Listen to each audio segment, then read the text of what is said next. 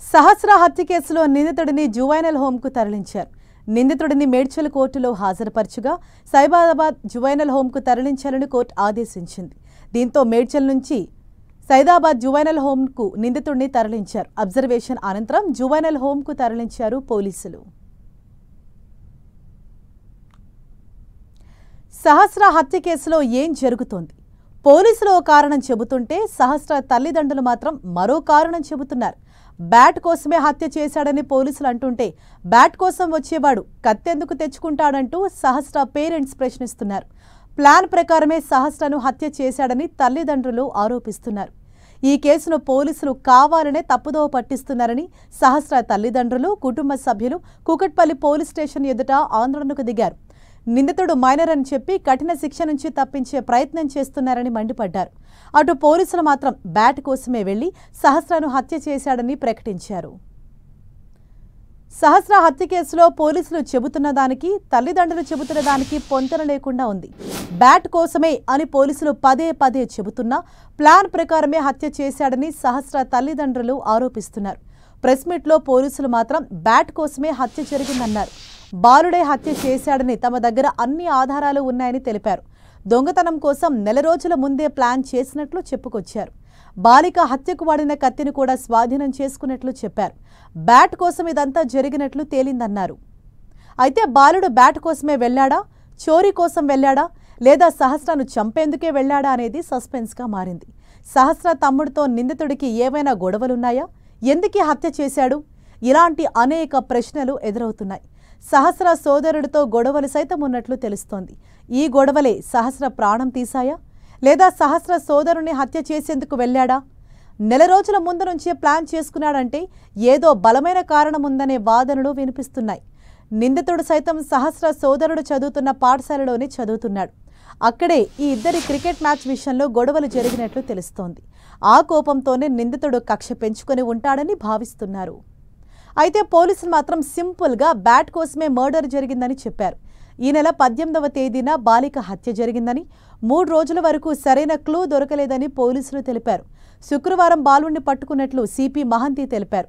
Cricket bat దొంగలించేందుకే సహస్ర ఇంటికి బాలుడు వెళ్లాడని, bat తీసుకుని వెళ్తుంటే సహస్ర చూసిందని, వెంటనే దొంగ దొంగ అని అరవటంతో సహస్రను బెడ్రూంలోకి తోసి ఆమెపై కత్తితో దాడి చేసినట్లు పోలీసులు వెల్లడించారు. ఈ కేసులో బాలుడిని ప్రశ్నిస్తే విచారణ తప్పుదారి పట్టించే సమాధానాలు చెప్పినట్లు పోలీసులు తెలిపారు. బాలిక హత్యకు వాడిన కత్తిని కూడా స్వాధీనం చేసుకున్నట్లు పోలీసులు తెలిపారు. దొంగతనానికి సంబంధించి ప్లాన్ మొత్తం ఓ నోట్లో రాసుకున్నాడని, దొంగతనం కోసం నెల రోజుల ముందే ప్లాన్ చేసినట్లు పోలీసుల విచారణలో తేలినట్లు తెలిపారు. నిందితుడికి క్రైమ్స్ చూసే అలవాటుంది. క్రైమ్ సినిమాల ద్వారా ఎలా తప్పించుకోవాలో తెలుసుకున్నాడు. ఓటీటీలో క్రైమ్ సినిమాలు, సీన్స్ చూసి ప్రభావితమైనట్లు పోలీసులు వెల్లడించారు. పోలీసులు బ్యాట్ గురించి హత్య జరిగిందని అంటుంటే సహస్ర తల్లిదండ్రులు మాత్రం మరో కారణం చెబుతున్నారు. బ్యాట్ కోసం వచ్చేవాడు కత్తెందుకు తెచ్చుకుంటాడంటూ వారు ప్రశ్నిస్తున్నారు. నిందితుడిని కాపాడేందుకే హత్య కేసును తప్పుదోవ పట్టిస్తున్నారని ఆరోపించారు. ఒక్క బ్యాట్ కోసం అలా చంపేస్తారా? రేపు చిన్న చాక్లెట్ కోసం చేశారని హత్య చేస్తే ఇలాగే వదిలేస్తారా అంటూ సహస్ర తల్లి పోలీసులను ప్రశ్నించింది. తమకు న్యాయం చేయాలంటూ డిమాండ్ చేసింది. నిందితుడి తల్లిదండ్రులను కూడా శిక్షించాలని డిమాండ్ చేసింది. బాలుడిని ముందే మందలించి ఉంటే ఈ పరిస్థితి వచ్చి ఉండేది కాదంది.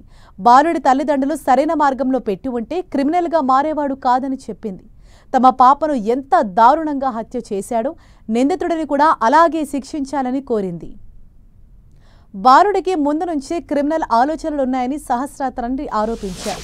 బ్యాట్ దొంగతనానికి వస్తే కత్తెందుకు తెస్తాడని ప్రశ్నించారు. ప్రీ ప్లాన్తోనే సహస్రను హత్య చేసేందుకు కుట్ర పన్నాడని, తాము ఇంట్లో లేని సమయం చూసి హత్య చేశాడని సహస్ర తండ్రి ఆరోపించాడు. బ్యాట్ కోసమే వెళ్లి సహస్రను హత్య చేశాడా, లేదా చోరీ కోసం వెళ్లి సహస్రను హత్య చేశాడా, లేదా సహస్రను చంపాలనే ప్లాన్తోనే ఇంట్లోకి వెళ్లాడా అనే విషయంలో అనుమానాలు వ్యక్తమవుతున్నాయి.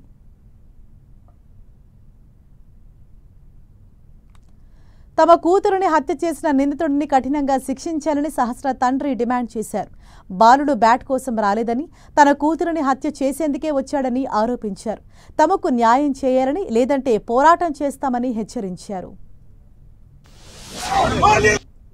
నాకు ఖచ్చితంగా న్యాయం జరగాలి.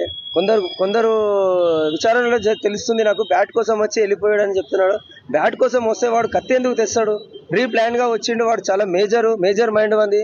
వాని మాత్రం ఇదే రోజు ఎన్కౌంటర్ చేయాలని ప్రభుత్వాన్ని కోరుతున్నాను. ఎక్కువ రోజులు కూడా గడువు తీసుకోకండి. తీసుకుంటే మాత్రం చాలా పెద్దగా వెళ్లాల్సి వస్తుంది. నేను చాలా ఫైట్ చేస్తా ప్రభుత్వంతో ఒకటే చెప్తున్నాడు. బ్యాట్ కోసం అయితే రాలేడు వాడు. అన్ని స్లిప్ రాసుకొని అన్ని చేసుకొని వచ్చిండాడు. కత్తి తెచ్చుకోవడం ఏంది నాకు అర్థమవుతలేదు. దొంగతనానికి వచ్చి నా పాపని చంపిండు. నా పాపని చంపితే నా పాప తిరిగి రాదు. నా కడుపు మంట ఒకటే చెప్తున్నాను. వాడిని మాత్రం ఇదే రోజు ఎన్కౌంటర్ చేయాలని కోరుతున్నాను.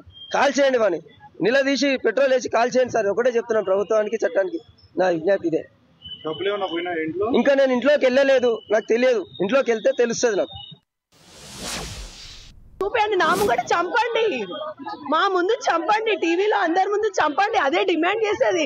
డిమాండ్ చేయడానికి ఏం లేదు ఇక్కడ. ఏముంటుంది చెప్పండి? ఒక తల్లి ఆవేదన ఏముంటుంది చెప్పండి? ఒక 1 hour లో ఒక మంచి పిల్ల మీరు చూసుంటారు. ఏం ప్రాబ్లం ఉంది నా పిల్లకి చెప్పండి? నేను ఎందుకు డిమాండ్ చేయకూడదు? ఏం ప్రాబ్లం ఉంది ఆ పిల్ల? నా పిల్లకి ఏమైనా తక్కువ చేశాను? చిన్నప్పటి నుంచి డబ్బులు పెట్టి పెట్టి పెట్టి అంత పెద్ద చేసుకొని ఎందుకు ఊరుకోవాలండి? ఆ అబ్బాయి అట్లా చేస్తుండే. అట్లీస్ట్ ఒక చిన్న బ్యాట్ కోసం చేస్తారా? రేపు చిన్న చాక్లెట్ కోసం కూడా చేస్తారని వదిలేస్తారా? పేరెంటింగ్ పరంగా మీరు తల్లిదండ్రులకి ఏమైనా కోచింగ్ చేస్తున్నారా?